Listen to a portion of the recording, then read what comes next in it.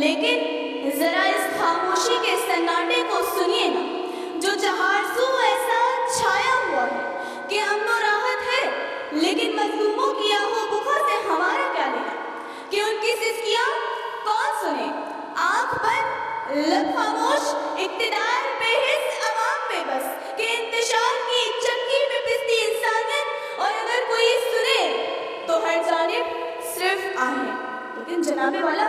کسی کی آہو بکا سے ہمارا کیا لینا؟ ہر طرف ایک انتشار ہے، انسان اور انسان کے درمیان تصادم، جنگ و جدل، معاشی بدحالی، سماجی مشکلات، ظلم و ناانصافی نے انسانیت کی توقیر و عظمت کا جنازہ نکال رکھا ہے کہ آج نہ کسی کی چیخ و پکار پر کوئی لبیک کہنے والا، نہ کسی کے بڑھتے ہوئے مظالم پر کوئی ہاتھ پکڑنے والا، کہ آج غریب کا خستہ آنگن اور اس کی ہستی ذلت کا تماشا۔ جناب والا،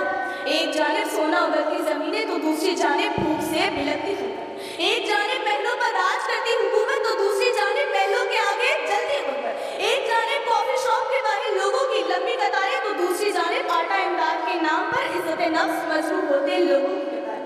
کہ اہل دانش، ذرا دیکھو تو صحیح، نہ کسی کی آنکھوں کا نور چندھیاتا ہے، نہ لبوں کے تالے ٹوٹ رہے ہیں، کہ یہ عالمی طاقتیں خود زندگی کی مالک ہیں، کہ امریکہ کا جاپان پر ایٹم بم کا تجربہ ہو، یا عراق پر کروز میزائل کی بارش، بوسنیا کو قبروں کا شہر بنانا ہو، یا کشمیر پر بھیجا ظلم کی انتہا ہو، الغرض طاقتیں ہو یا اقتدار، صرف مطلب پر لیکن صدر علی وقار، کسی کی آہو بکا سے ہمارا کیا لینا؟ علی وقار، وہ وقت دور نہیں جب کسی کی آہو بکا کو کوئی آسرا مل جائے گا، جب ہمارے جنوں کا نتیجہ نکلے گا، اور پھر کوئی ایوبی و غزنوی ظلم و ستم کے سومنات کو پاش پاش کر دے گا، اور پھر کسی کی ایک آہ حاکم کو تڑپانے کے لیے کافی ہوگی، کہ نیا سورج اٹھا لائیں گے مشرق کے دفینے سے۔ اے شب ہجرا، نہ گھبرا، اجالا ہم بھی دیکھیں گے، ابھی تو کھیل جاری ہے، ابھی انجام باقی ہے۔